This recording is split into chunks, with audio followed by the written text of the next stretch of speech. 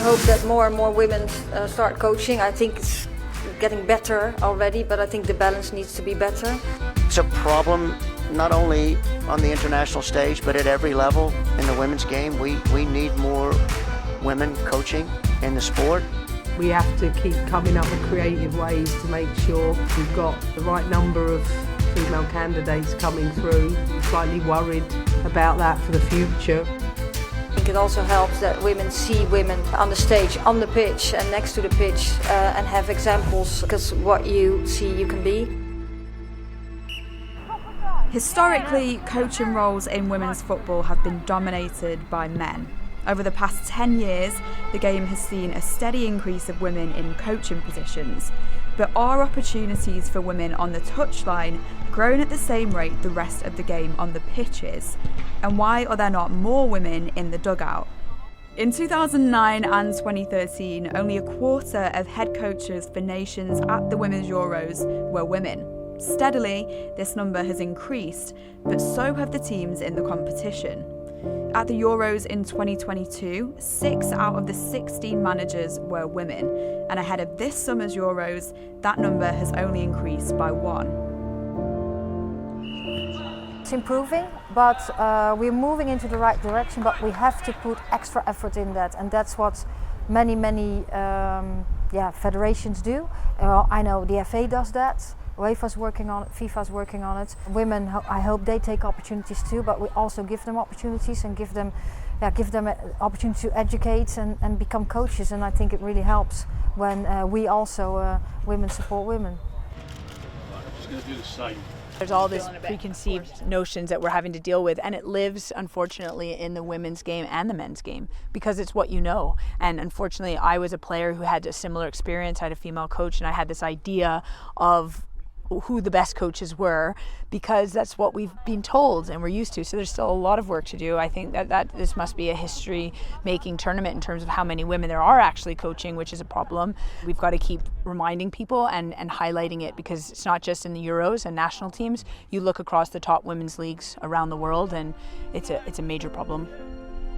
The 2024-25 season of the WSL ended with 6 out of 12 women in head coach roles, including an interim manager. Since 2018, when the WSL became a fully professional league, women have made up half of the head coaches, a number which has been largely consistent ever since.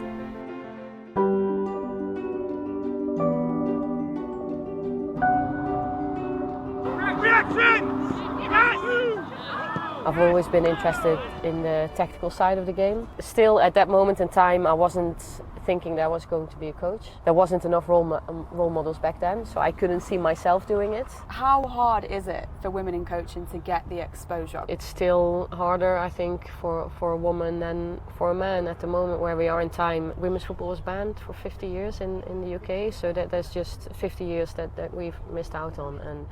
And during that time, there's been more men been giving opportunities to educate and get jobs, and I think we're a little bit behind. There are only 5 out of the 12 clubs plus an interim who have women managers right now in the WSL.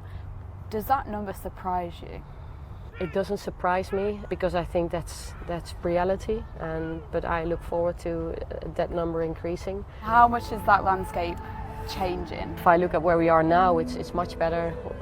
I think there are more opportunities. I think more and more federations are aware of giving similar opportunities to men and women to go into courses, and that was my positive experience with doing my batches in Sweden. There was 50-50 between men and women getting the opportunities, and all the content that was shown was 50-50 between men's and women's football. So I think that's very positive.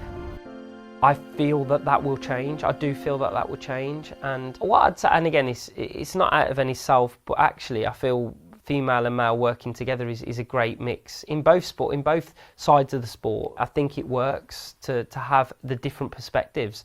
Women definitely think different to men in certain aspects, and I think there's a blend. What I'd say is, I think that is the cusp. I think there's a resurgence. I know some of my players now who are still playing are currently doing their coaching licenses. So I think it's a time thing. I really do. I think the reason men have been is because their game's been professionalised for a lot longer. That is honestly, that's all it is. It's not skill, it's not quality. If you've been playing for a long time, or you're still in your playing career, you've not had that experience to come out and coach it. So that is coming, and they're coming through the professional phase. So I actually genuinely believe, although it seems like it's like that level now, it will change. So how has coaching at the elite level of women's sport changed over time? Former Chelsea boss Emma Hayes blazed a trail when it came to success in the league, leading the Blues to 5 consecutive title wins. But Hayes was also a pioneer when it came to integrating women's health expertise into elite football performance coaching. I've always come from the place of, you know, when people say, I'll do that, that's what they do in the men's building. I say, I don't care. I'm not interested, they're not women. So yes, there's things you can pass on, you know, some generic stuff, but the reality is we have to deal with so many different things, where our hips are shaped, certain cue angles, to the fact that we have different body parts, to the fact that we have menstrual cycles, we've got ovaries, we've got everything we have to deal with in a much different way. And unfortunately, that expertise isn't widely known and widely used.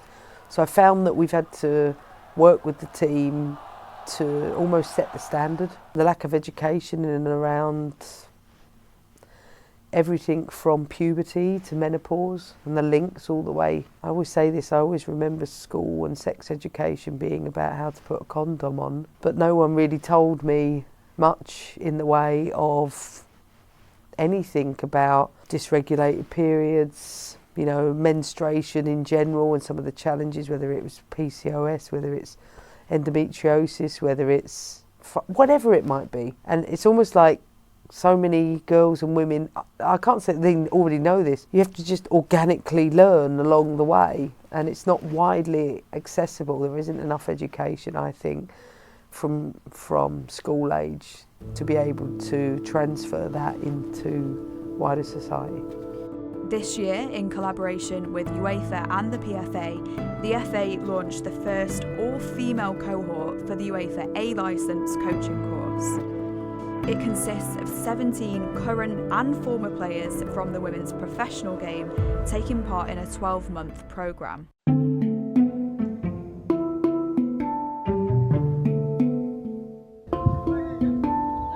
Ashton! Wait! Counter! Counter! Where are we? Where are we? I always knew at a young age that potentially I couldn't go into a pathway that I could go full-time into football.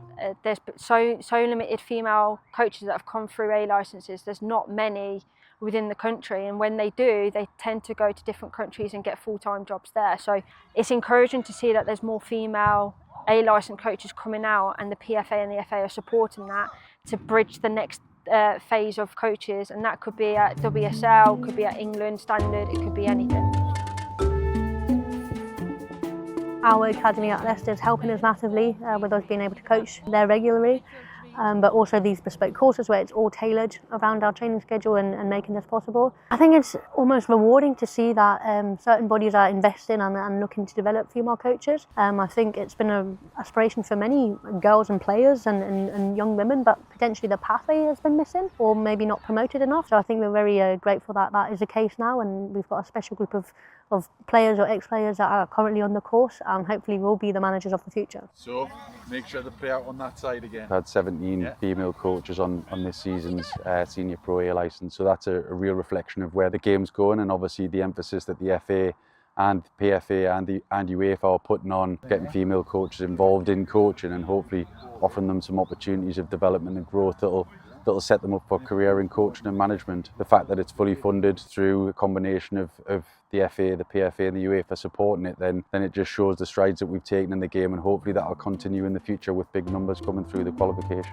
Your two centre midfield players have gone on. As far as the PFA are concerned, that's what we do with our members, is to help them gain employment after playing. I think that's again essential for them to be able to do that, and they're, as we've seen with this cohort, they're more than open to that.